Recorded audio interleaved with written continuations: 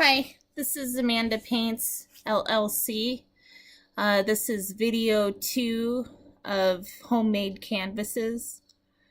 Um, so last video I showed you I had cut the boards and was stuffing the paper, and I had talked to you about how I was going to use some leftover grout mixture to fill the ends.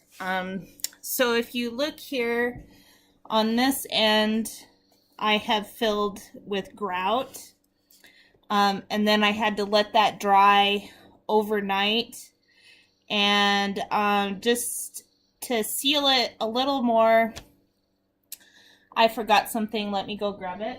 I used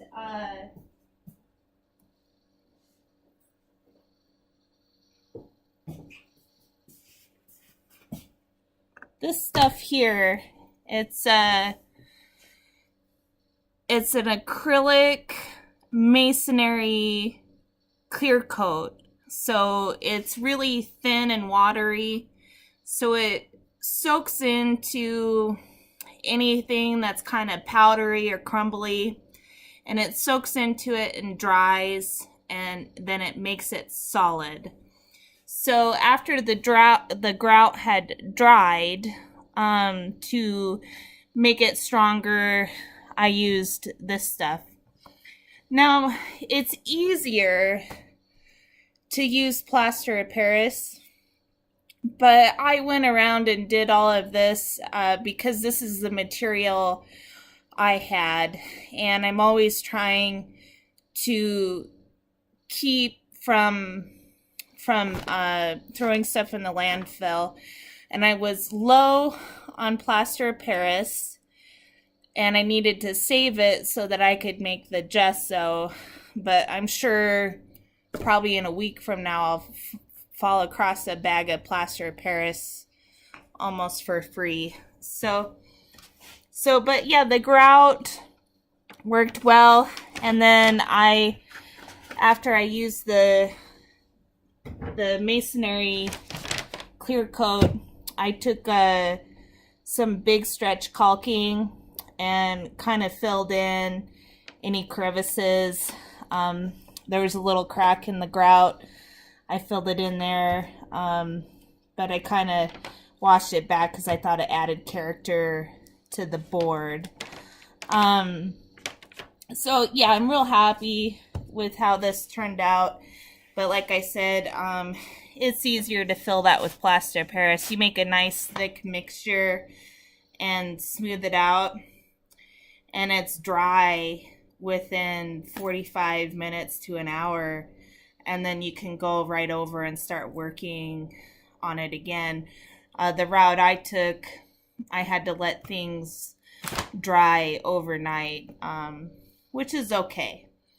So I took some stain blocking bonding primer because these are old used bifolds, and you just don't know what could have been on them.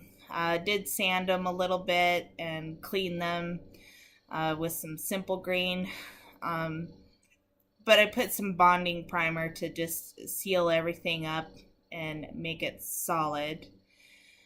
So here's the end result. Is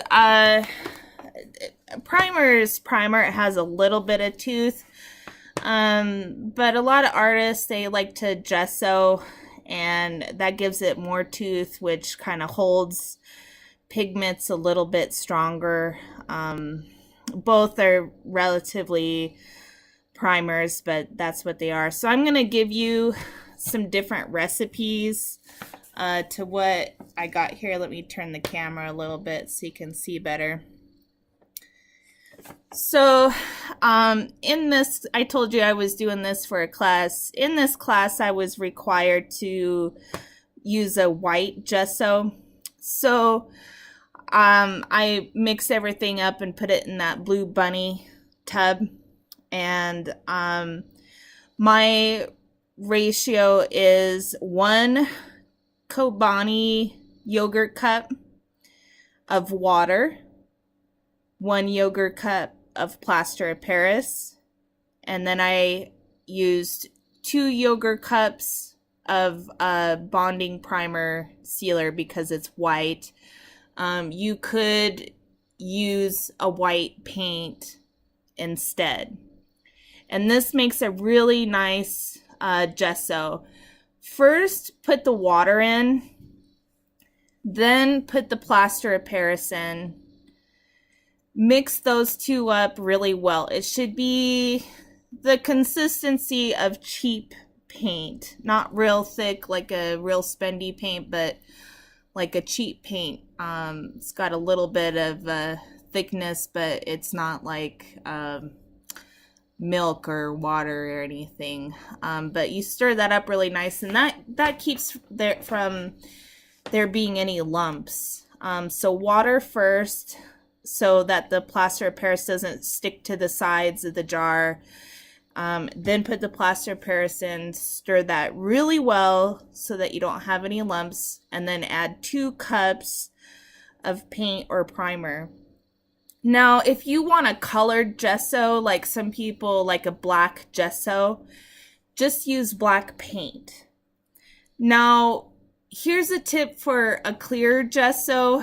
I've seen some where you use glue and powdered marble dust to make kind of a clear translucent gesso. Another one that you can do is you could buy a paint, preferably like a satin. The reason being is they don't put anything in it to dull the sheen.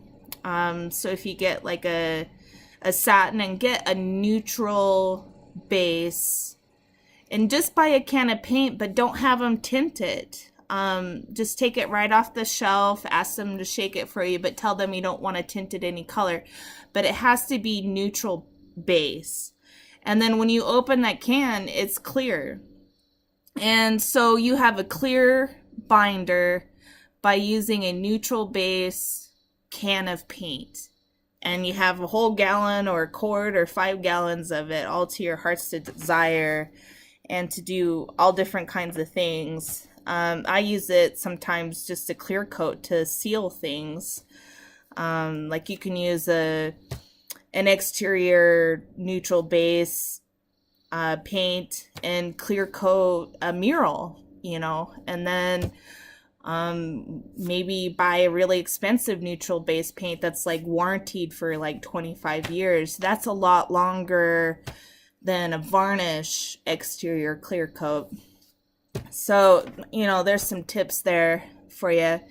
But you can use that same ratios, but use the powdered marble instead of plaster of Paris. It's a little bit more expensive, but it's finer. It just kind of works it in. Use the neutral base paint and the water, and then you can have a clear gesso. So there's some different recipes so that you can make lots of gesso and get it any shade or color that you want. And depending on the tooth, whether you want more tooth or less tooth, you can increase the ratio of, we'll say, plaster water versus the ratio of paint that's added. So that does well. I did want to show you, here's one canvas. It's been completely primed. It's ready for gesso.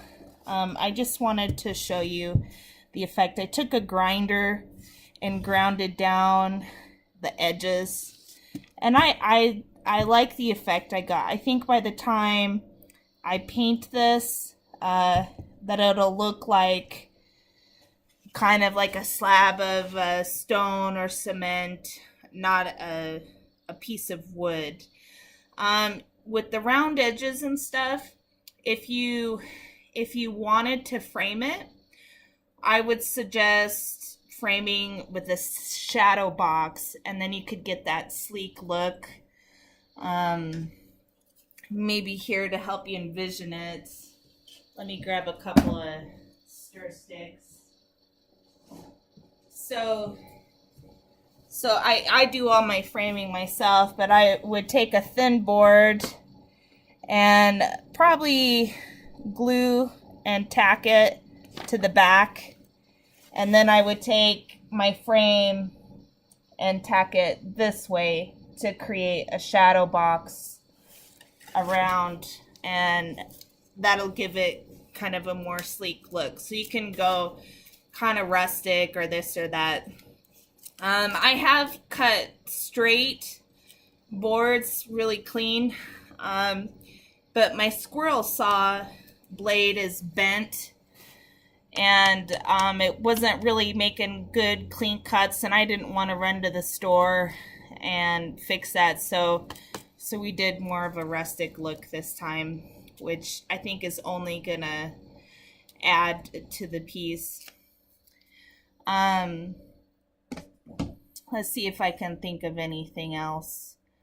Nope, I don't have any new artwork to share with you, but I will show that I got quite a few canvases laid out and started. This is my winter work, where I like to play with like the faux. You can see I started taping off here. Each where there's a different run of tape, I'm gonna faux some wood so it looks like somebody kind of sculptured in different pieces of wood, but it's gonna be hand painted faux wood, and then the bottom will be marble. Can see it's kind of got a mirrored image on each side.